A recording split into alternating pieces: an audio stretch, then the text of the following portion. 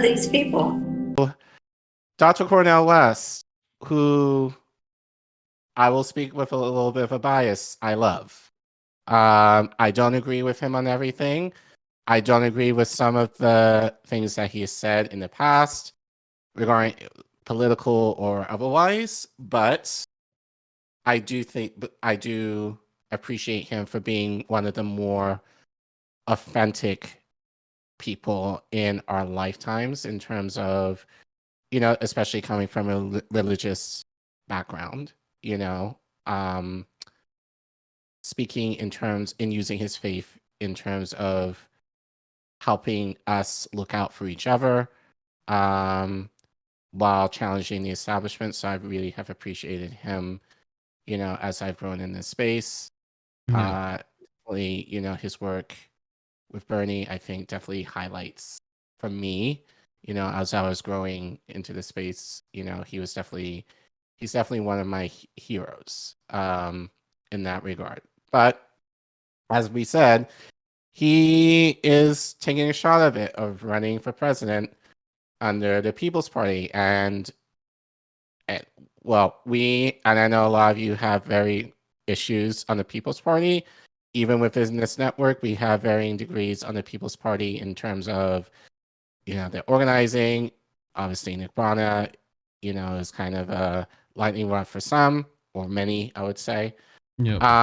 As we said, I know a lot of people have talked about this. A lot of people have made their critiques about this.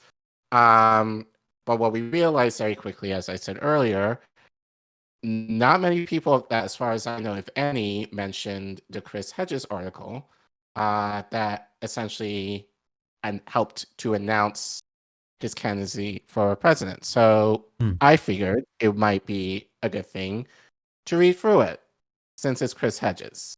Why not read something that is of Chris Hedges? And then I think that will kind of be a jump off for us. And I know Reef and I, as I said, might diverge a little bit. But we'll give our take, because I'm sure that's why you're here. You guys want to know what we think. Yep. As I said, this article, come on. There we go. Is from Scheerpost. And as you guys know, any articles that we read, the links are in the description if you want to read it on your own or share it out.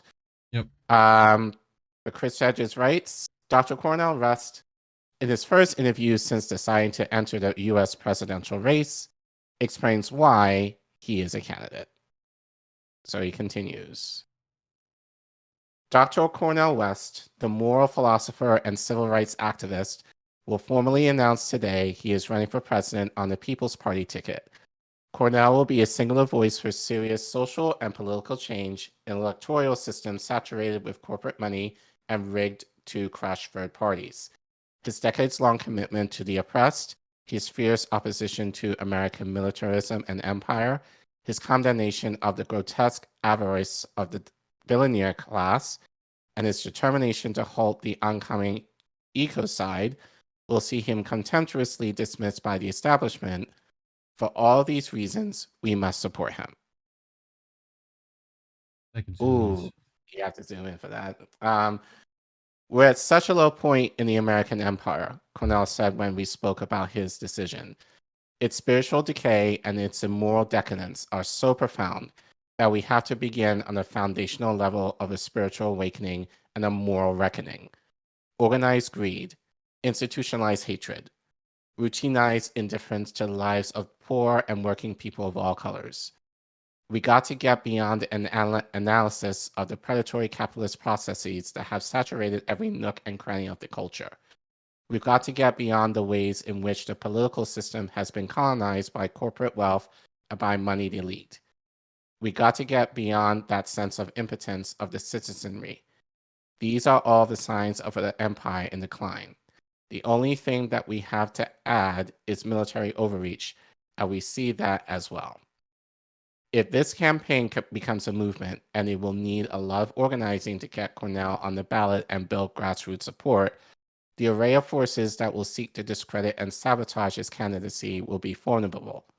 The Israel lobby, the war industry, the courtiers in the media, the corporatists, the billionaire class, and the Democratic Party leadership will be as vicious to Cornel as these forces in Britain were to Jeremy Corbyn and his supporters.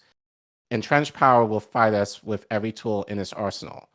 And, as with Corbyn, these assaults, rooted in a mendacious campaign of character assassination, will be relentless. Yep. Cornel said that he seeks a paradigm shift, a realignment of the ideological landscape. He calls on us to redirect the focus of government institutions from the demands of markets and corporations, the military machine, empire, and the ruling oligarchs to poor and working people.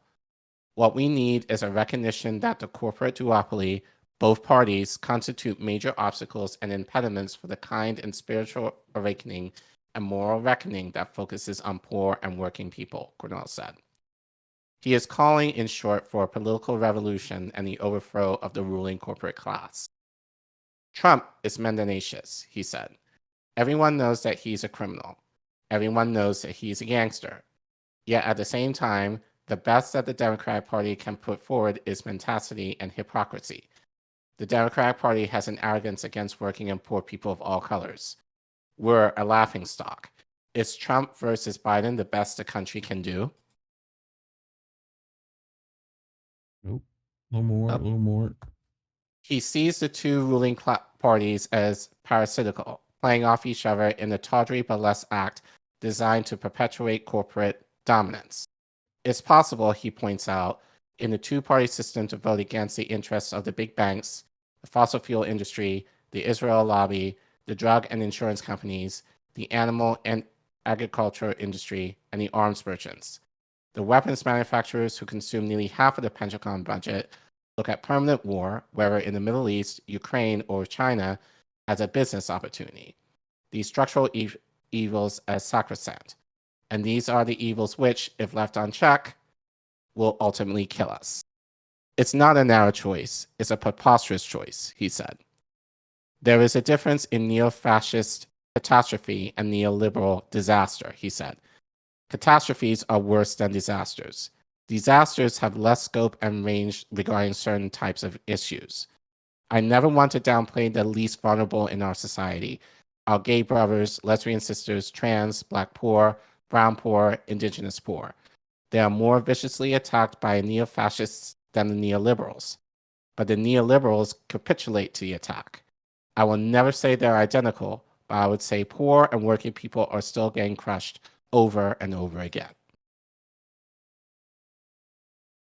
If we can bring together the best of the trade union movement, if we can bring the best of the Black freedom movement, the indigenous peoples movement, the women's movement, the gay and lesbian movement, the queer movement as a whole, then we're going under, he added. And then what's at stake is, as you know, the utter destruction of the planet, destruction of the species, destruction of American democracy, and for me, coming out of the Black prophetic tradition, the destruction of the Black prophetic tradition. He sees the rampant militarism, not only abroad, but in our internal systems of control as the enemy within. This militarism must be dismantled if the paradigm shift he seeks is to occur. Progressives in the Democratic Party think they can get away with rendering invisible their concessions to extravagant militarism, he said. But it goes hand in hand with the U.S. imperial policy. It goes hand in hand with expansion of NATO. It goes hand in hand to lead us in a proxy war with Russia. It goes hand in hand with taking money out of programs that have to do with education and healthcare and jobs with a living wage and housing, basic social needs of not just people in this country, in the empire, but around the world. How many precious Iraqis were killed by the U.S. war machine, he asked. Each life is precious. Iraqi lives have the same value as a life anywhere else in the world. How many lives were killed in Afghanistan and Libya? We can look at all of the different examples. Then you got examples in Haiti, you got examples in Panama, you got examples in Grenada, and so forth in the last 40 or 50 years. And we're not even talking about the coordinated activities of overthrowing democratic regimes in Iran and in other places. These are the kind of issues we're going to have to hit head on, my brother. The same is true in terms of the Middle East. the monies we give to Egypt, the monies we give to Israel?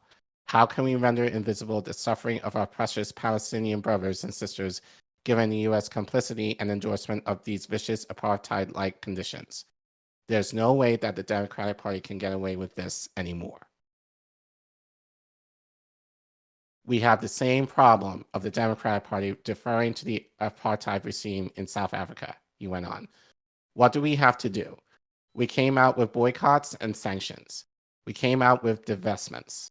Well, the same is true now in apartheid-like conditions in the West Bank in Gaza. We can do that in any way falling prey to one of the more vicious ideologies of the last 2,000 years, which is the hatred of the Jews.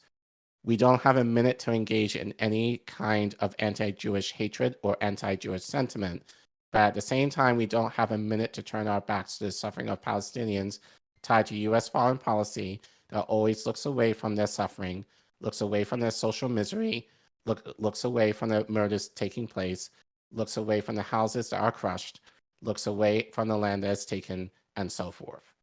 Those are the kind of issues that we have to bring to the public with whatever integrity, honesty, and decency that we have, and that's pretty much what the tradition that produced me is all about, from Frederick Douglass to Ella Baker. His goal is the abolition of poverty. We have liberal versions of slavery, he said. We have liberal versions of Jim and Jane Crow. We have liberal versions of attacking poverty. No, we want the elimination of poverty, the elimination of homelessness, the elimination of laws that try to crush labor and trade unions. We want affirming jobs with a living wage. We want affirming access of poor people and working people to housing inequality. He quoted the sociologist Max Weber. What is possible would never have been achieved if, in this world, people had not repeatedly reached for the impossible. We have to arm ourselves with that staunchness of heart that refuses to be daunted by the collapse of hope, he said. That's the Harriet Tubmans, the Frederick Douglasses, the Sojourner Truths, and Lydia Maria Childs. There were different colors who were part of the abolitionist movement. They were trying to achieve the impossible. You could say the same thing about the labor movement of the 30s. You could say the same thing about the Black freedom struggle against American apartheid in the South in 1955, beginning with Rosa Parks, trying to achieve the impossible. You can only achieve the possible by trying to achieve the impossible. And of course, as Nelson Mandela said, and then when you have achieved the impossible, everyone said, oh, well, that was inevitable.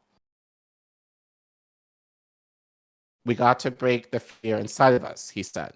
The first fear goes back to Frederick Douglass in that famous struggle he had with Edward Covey, his master. The first fear was the fear of dying. Once you break the back of the fear of dying, you're a free person, you're a free human being. Frederick Douglass said, well, when I broke that fear, I felt that the first time I was already free, even though I was still a slave. And we know that Queen Mother Moore said the same thing. There's a whole weight of freedom fighters who have acknowledged this kind of thing.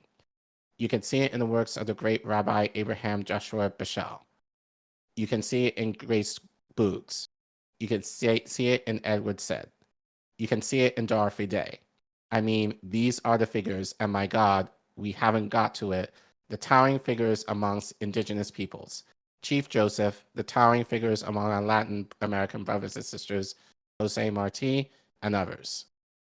How do you break that fear, he asked.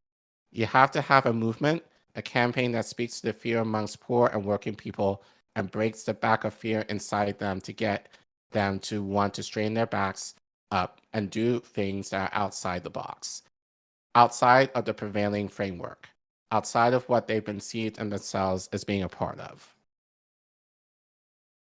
He said he will take his campaign south into rural enclaves to address the disenfranchised white workers who support Trump. We must go to Trump's social base, he said. We must tell those white brothers and sisters, we know you are still suffering.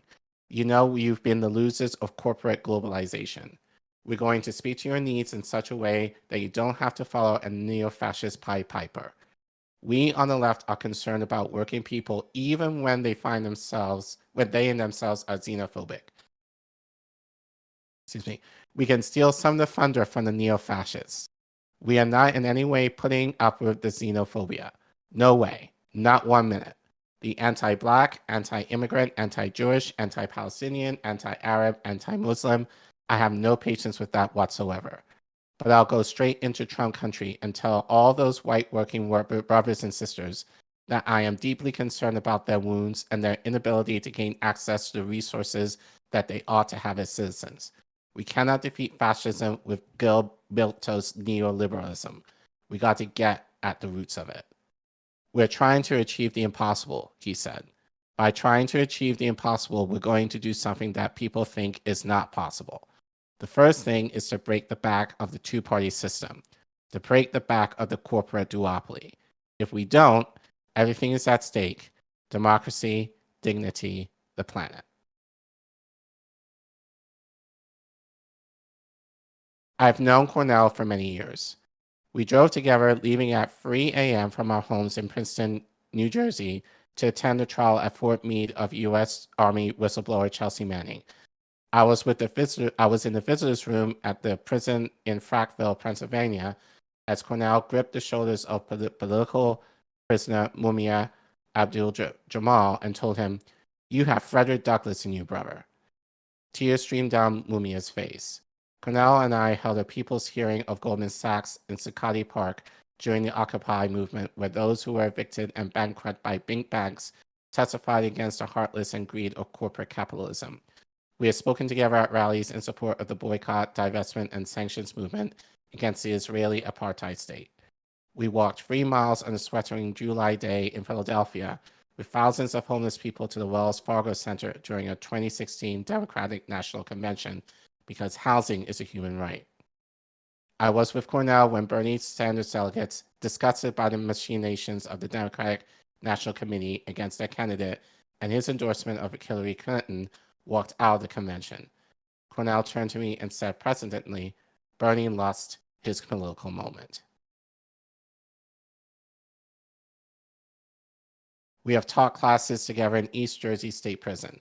We have spoken on stages at universities where Cornel has demanded reparations for Black people and called for a guaranteed income for all citizens. I've heard him denounce the prison industrial complex as a crime against humanity. I've listened to him call for universal health care, canceling student debt, free university education, freedom for Julian Assange, and heard him thunder against those who deny women access to abortion. Cornel officiated, along with the theologian Dr. James Cone, at my ordination as a Presbyterian minister. We spoke and wept at James's funeral in 2018 at Riverside Church. James wrote that we must stand no matter the cost with the crucified of the earth. Cornel, like the biblical prophets, is driven by an unshakable belief that a brief sojourn on the planet is validated by not by what we do for those the world has cast aside. He is not only a political campaign, but a calling. That was a lot. Yep. But I think it was important just to read it all the way through, just to, just nestle with the words a little bit. But Right. any thoughts or anything that stood out to you? Well, I mean, I've always felt Cornel understood what needed to happen in the country. I feel like he's pretty aware of that kind of stuff. He's had his misses, but generally, he gets at least a B plus. No, like I feel like he's hung around some people I don't like. Right. Mainly political, like politicians. So I'm happy he's running third party. It'd be nice if he ran independent. So that, there wasn't any controversy, even though there still would be. You know what I mean? So they would still claim he's stealing an election. They would still claim he's whatever. But how many times have we talked, Collin, about electing someone isn't actually going to fix things right now? No. And like it requires a lot more than that. And the reality is, look, I love Dr. West. Let me make that clear right now. And as you said, yes, he has made some big misses. I don't agree with him in everything. He's at heart an academic, and I think it's okay to disagree, with academics. Like it essentially, like especially if you've gone to college, that's almost the point. You're Yeah. supposed to disagree in some things that they're saying so that you have that discourse. But respectfully, of course. But but that being said, yes, I do. I think So far Dr. out of West is all the out of candidates, everybody. right? He's at most with the pulse of what people are feeling, of what people are suffering through, because he's experienced it, he's lived it himself, and given his theological background, he's able to use that in a way that brings hope to people in a way that is more tangible than I would say a politician is able to do, in terms of using that as using people's pain for their benefit, if that makes any sense. My critique would be I think just with this article, it's very much is reminiscent of the theological papers I had to write I mean, when I was in college. I mean, I was a theology major in undergrad, so this is very much kind of fluffy in a theological sense. I wish there was a little bit more meat in terms of how to accomplish any of these things. right. Like, It's it great feels to very kind of similar talk to the Bernie campaign stuff where it's like, yeah, here's all this stuff, but the actual implementation of which, there's right, no specifics. Like, right, you know, and look, I said this with Kashana Sawant when she initiated workers' strike back. It's okay to respectfully critique. And these are the questions moving forward that we should be asking these people moving forward if they're serious. yeah, It's great that they're talking this language in terms of fixing systematic change and blah, blah, blah. But what is the basis of how you're going to go around that? What is the basis of how you're going to go against corporate interests that are going to fight you tooth and nail to take you down? What's your strategy towards building any of that? But more importantly, because he's doing this for the People's Party, how you plan or trying to implement, I would argue, a movement behind you in this. And especially given the issues that the People's Party have, how are you going to counter that? So I'm fairly certain Dr. West is aware of the issues. yeah, So it'll be interesting to hear. Now, he is going to be on Sabby's tomorrow night. So I'm sure Sabby is going to ask him a lot of these questions. So I'm sure he's going to be ready to answer them. But it'll be interesting to see what he says in terms of a lot of the issues with the People's Party, especially regarding Nick Brana. But I think the biggest thing is obviously people are saying, oh, it's not technically a party. They're only on the ballot in, I think, 3 3 states, I states. believe, right now. Yeah, So what's your plan moving right. forward if you intend for this to be a thing? So, and I think those are valid questions to ask. That being said, though, um, I spoke with you. I think briefly about this yesterday, and then like I had people who kind of validated my thinking yesterday. I believe if done right, Dr. West can capitalize on something that I think a lot of people might be missing in terms of how significant his run could be. Especially if he's going to run third party at all. You right. know? So I was listening to Sabby yesterday. And Terrain Walker, supposed to go on. He's supposed to go on Sabby's, I think, soon. Who? Cornel. Tomorrow. Yeah. Tomorrow. Yeah. So yesterday. Thursday, yeah. Yeah. So yesterday, Sabby interviewed Terrain Walker, who is he's an independent journalist based in Atlanta, and she actually asked him about Cornel West's run, and he said something actually he kind of validated something that I said on Twitter, I believe, earlier that day. So we're just gonna play that part where they actually start talking about it. And notice what Terrain says. In his mind, the significance of Cornel West running as a third-party candidate. Yep. So I hate when I do that. I gotta do this. And this. Going forward with that, and he's going to run outside the duopoly.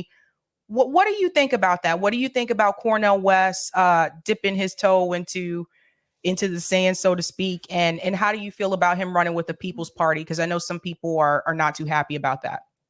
Yeah. First of all, I'm elated that Cornel West is running. And anything that breaks up this duopoly that we have in America when it comes to political action and political parties, I'm for it. I think he has probably the best chance of creating a groundswell since Bernie, I believe, because off of name recognition. And I think he's very, very good on, obviously he's very good at public speaking. So it's going to be interesting to see him on the stump. You know what I mean? Now, political campaigning is a lot different than academic speaking, but I think he has enough pull to be able to pull that off. Now, as far as what's going to happen, I think what's going to happen, and I've already seen some of this, some of his most virulent detractors are going to come from the Democratic side, because when it comes to Black voters, the people who are, and I like to call them the Negro whisperers, these are the people who the Democratic Party sends out to talk to Black voters. Nothing scares them more than the idea of somebody outside of their circle getting the ear of the Black voter, because they're so entrenched in the Democratic Party, and they're so rabid about keeping their position that anything that threatens that, they're going to fight tooth and nail. That's going to be fun to see, because you're going to see a lot of skin folk come out and be violently against this man and pull out things from 20 years ago that they don't agree with. And they're going to attack this man. Like I said, I'm going to put some things up maybe later on that I've already seen happening. Now, I think what's going to happen, he's going to pull away a lot of true progressives and independent voters who vote for the Democratic Party because they don't have any other option. He's going to move them away from the Democratic establishment. And it's going to be interesting to see how that plays out. And it's going to be interesting what kind of platform he stands on when he gets out there on the stump.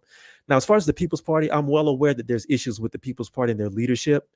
But in my opinion, and this is just my opinion, those issues, while they are real serious issues, they do need to be addressed, and they need to be addressed quickly. They're nowhere near as serious as the issues that the Democratic establishment and the Republican establishment has been able to perpetrate in this country for the past 50 years, in my opinion. So I think it's just, instead of playing the lesser of two evils, maybe we need to think about maybe fixing some things in the third option and go from there. Because there's no perfectly clean party in this country. But I feel like the party that has the possibility to become a third way that can be built on and can be adjusted and can be changed may be the way to go, and maybe an option for Black voters in America.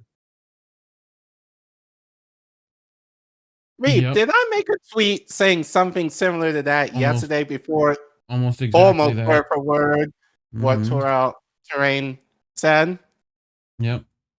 Yeah, and look, you can make the argument, and I saw some people in the chat, like, why isn't the People's Party running local politicians and all that? It's a waste of Lincoln didn't need to do that to win his presidency, and he affected quite a bit of the country. I don't know if y'all remember historically. So, like, arguing that a presidential thing can't do anything, it can. Do I think this will? No. Do I think it's also important to work on ballot initiatives and local government? And, like, yes, you should be paying attention in general all the time on every level. State, county, your city, like, all of that should be in effect.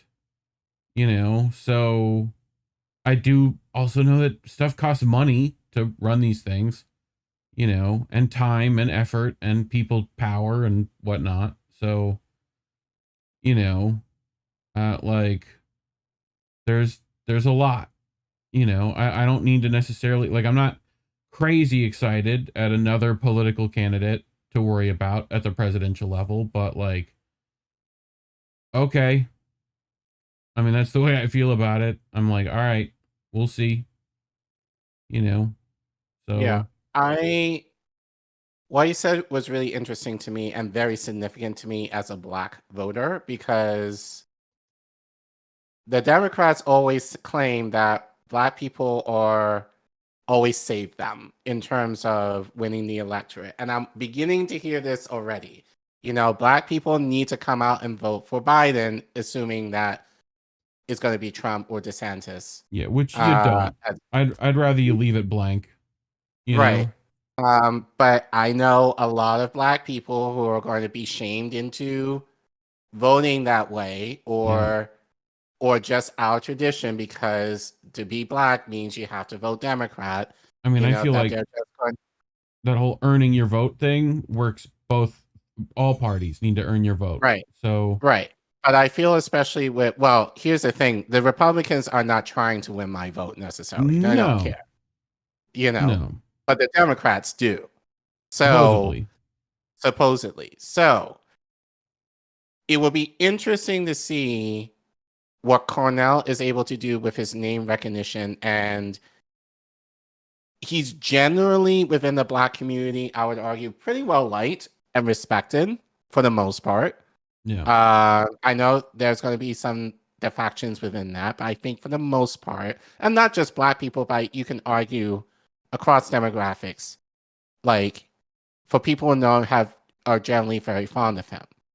Yeah. It'll be interesting to see if he starts talking in a way that might convince people about the idea of a third party or independent party actually being viable.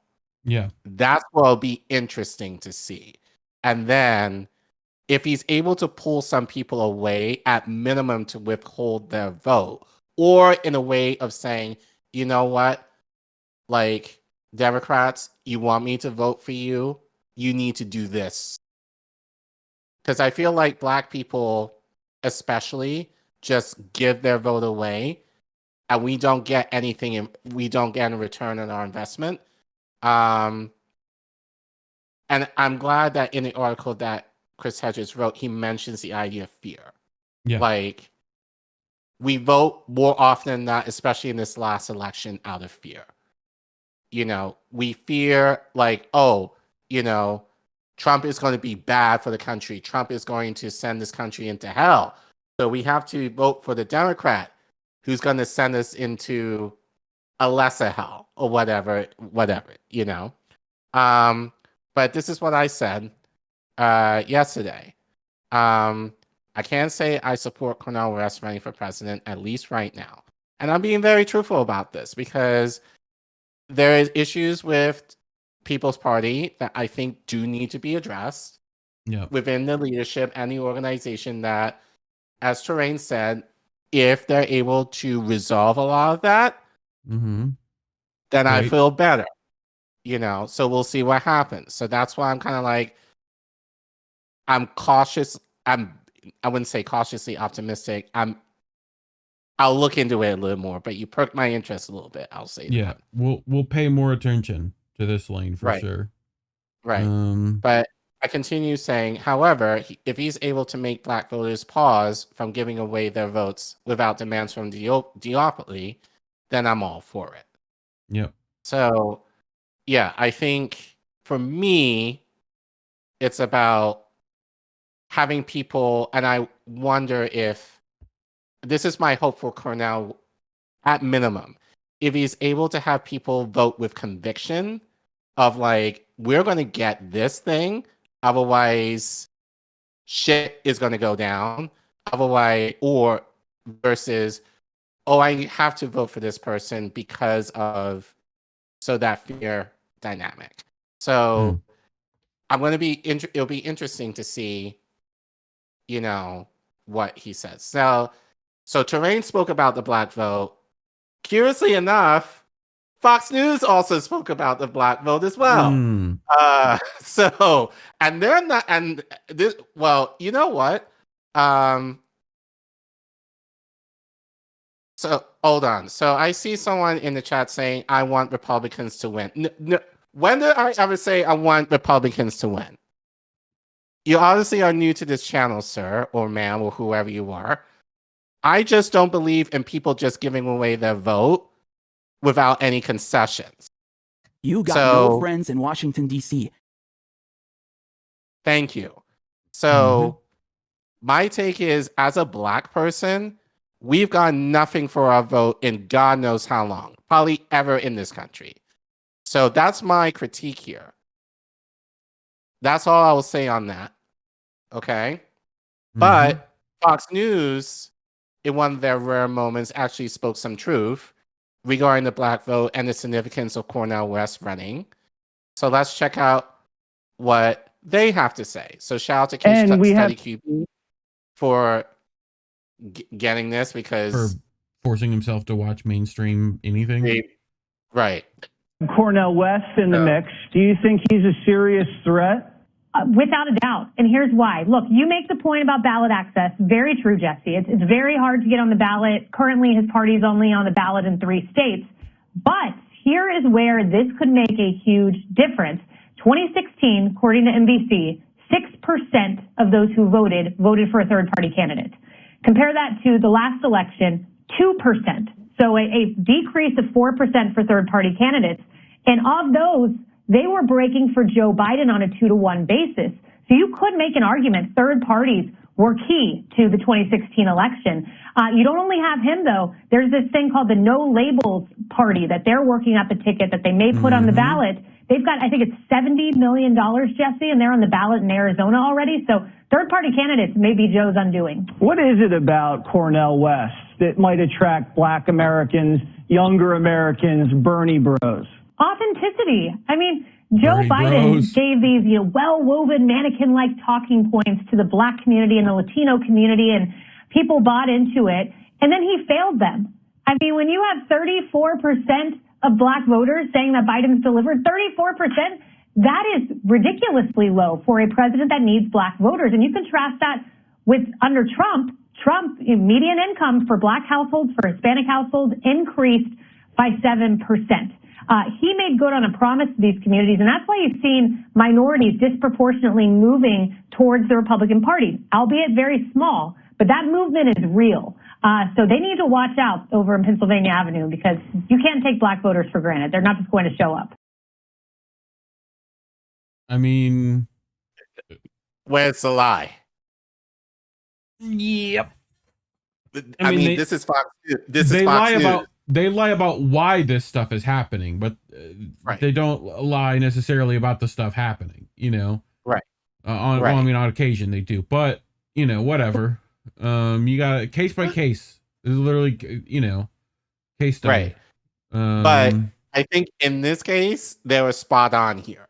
And so look, and I'll just say this to our audience members and whoever's watching this who are non-Black, in this, a lot of you are already kind of saying, oh, we have to vote Democrat, even though Biden sucks, but we have to vote Democrat. Look, I don't have to do shit. Literally. Okay? Literally. I can stay home, and if I choose to. So I'm saying this to mostly Black people here. Right now,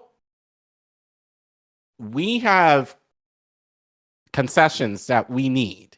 Mm-hmm. Defunding the police, reparations. You can name whatever. But right now we actually are in demand, or will be, considering if Cornel West is able to pull some, and he doesn't have to pull a lot, some black voters away. Because they already said in this article, like normally, especially given the last few years, more black voters, and I think especially black men, are shifting Republican. And that's going to grow more, especially if Biden is going to continue to do the fuckery that he's doing right now. So you want me to vote Democrat? Force Biden to actually do shit within the next year. Okay? Mm-hmm. So, but until then, I welcome Cornel West in the race.